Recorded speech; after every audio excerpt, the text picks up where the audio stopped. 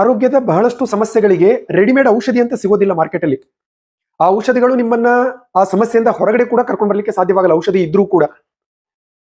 ನಮ್ಮ ಸಮಸ್ಯೆಗೆ ಕಾರಣ ಏನು, ಮೂಲ ಏನು ಅಂತ ಅರ್ಥ ಮಾಡ್ಕೊಂಡು ಅದ್ರ ಮೇಲೆ ಕೆಲಸ ಮಾಡೋದೇ ಅದಕ್ಕೆ ಪರಿಹಾರ ಇರುತ್ತೆ.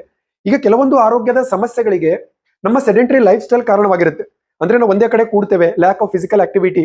ನಮ್ಮ ದೇಹ ಎಷ್ಟು ಚಲನೆಯಲ್ಲಿ ಇರಬೇಕು ಅಷ್ಟು ಚಲನೆಯಲ್ಲಿ ಇರೋದಿಲ್ಲ, ಎಷ್ಟು ಎಕ್ಸರ್ಸೈಸ್ ಮಾಡ್ಬೇಕು ಅಷ್ಟು ಎಕ್ಸರ್ಸೈಸ್ ಮಾಡ್ತಾ ಇರಲ್ಲ. ಸೆಡೆಂಟರಿ ಲೈಫ್ ಸ್ಟೈಲ್, ಜಡತ್ವ ಜಾಸ್ತಿ ಆಗಿರುತ್ತೆ ದೇಹದಲ್ಲಿ. ಯಾವಾಗ ದೇಹದಲ್ಲಿ ಜಡತ್ವ ಜಾಸ್ತಿ ಆಗುತ್ತೆ, ನಮ್ಮ ದೇಹದ ಅಂಗಾಂಗಗಳ ಫಂಕ್ಷನಿಂಗ್ ಡೌನ್ ಆಗುತ್ತೆ. ನಮಗೆ ತಿಂದಿರುವ ಆಹಾರ ಚೆನ್ನಾಗಿ ಜೀರ್ಣ ಆಗಲ್ಲ, ಮೋಷನ್ ಸರಿಯಾಗಿ ಕ್ಲಿಯರ್ ಆಗಲ್ಲ, ದೇಹದಲ್ಲಿ ಕೊಲೆಸ್ಟ್ರಾಲ್ ಜಾಸ್ತಿ ಆಗೋದು, ಫ್ಯಾಟಿ ಲಿವರ್ ಆಗೋದು, ಹಲವಾರು ಸಮಸ್ಯೆಗಳನ್ನ ನಾವು ಎದುರಿಸಬೇಕಾಗುತ್ತೆ. ಆವಾಗ ನಾವು ಅದಕ್ಕೆ ಏನೋ ಔಷಧಿ ಅಂತ ಹುಡುಕ್ಲಿಕ್ಕೆ ಶುರು ಮಾಡ್ತೀವಿ. ಫ್ಯಾಟಿ ಲಿವರ್ ಆಗಿದೆ ಅದಕ್ಕೇನು ಔಷಧಿ ತಗೊಳ್ಳಿ, ಕೊಲೆಸ್ಟ್ರಾಲ್ ಜಾಸ್ತಿ ಆಗಿದೆ ಅದಕ್ಕೇನು ಔಷಧಿ ತಗೊಳ್ಳಿ, ಹಸಿವೆ ಆಗ್ತಾ ಇಲ್ಲ ಅದಕ್ಕೆ ಮತ್ತೊಂದೇನು ತಿನ್ಲಿ. ಸೊ ನೀವು ಔಷಧಿಗಳನ್ನು ಹುಡುಕೋದು ಬೇಕಾಗಲ್ಲ. ಆ ಸಮಸ್ಯೆಗೆ ಕಾರಣ ನನ್ನ lack of physical activity, sedentary life style. ನಾನು ಅದನ್ನೇ ಬದಲಾಯಿಸಿಕೊಳ್ಬೇಕು. ನೀವು ಆವಾಗ ಫಿಸಿಕಲಿ ನೀವು ಆಕ್ಟಿವ್ ಆದ್ರಿ, ವಾಕಿಂಗು ಎಕ್ಸರ್ಸೈಸ್ ಅನ್ನು ಅಳವಡಿಸ್ಕೊಂಡ್ರಿ ಅಂತಂದ್ರೆ ಆ ಸಮಸ್ಯೆ ನಿಧಾನಕ್ಕೆ ತಾನೇ ಹೋಗುತ್ತೆ. ಅದೇ ರೀತಿ ಕೆಲವೊಂದು ಸಮಸ್ಯೆಗಳಿಗೆ ನಮ್ಮ ಮಾನಸಿಕ ಒತ್ತಡ ಕಾರಣವಾಗಿರುತ್ತೆ.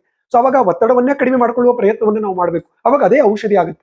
ಅದಕ್ಕೆ ಇವತ್ತು ತುಂಬಾ ಸಮಸ್ಯೆಗಳಿಗೆ ಸೆಡೆಂಟರಿ ಲೈಫ್ ಸ್ಟೈಲು ಕಾರಣ, ಇಲ್ಲಾಂದ್ರೆ ಮಾನಸಿಕ ಒತ್ತಡ ಕಾರಣ, ಇನ್ನು ಆಹಾರದಲ್ಲಿ ಮಾಡುವ ತಪ್ಪುಗಳ ಕಾರಣ. ಸೊ ಆ ತಪ್ಪುಗಳನ್ನ ಅರ್ಥ ಮಾಡ್ಕೊಂಡು ಏನು ಬದಲಾವಣೆಯನ್ನು ನಾನು ತರ್ಕೊಳ್ಬೇಕು ಅಂತ ನಾನು ಅರ್ಥ ಮಾಡ್ಕೊಂಡು ಅದ್ರ ಮೇಲೆ ಕೆಲಸ ಮಾಡಿದ್ರೆ ಔಷಧಿ ಇಲ್ಲದೆ ನಾವು ಸಮಸ್ಯೆಗಳನ್ನ ಬಗೆಹರಿಸ್ಕೊಳ್ಬಹುದು.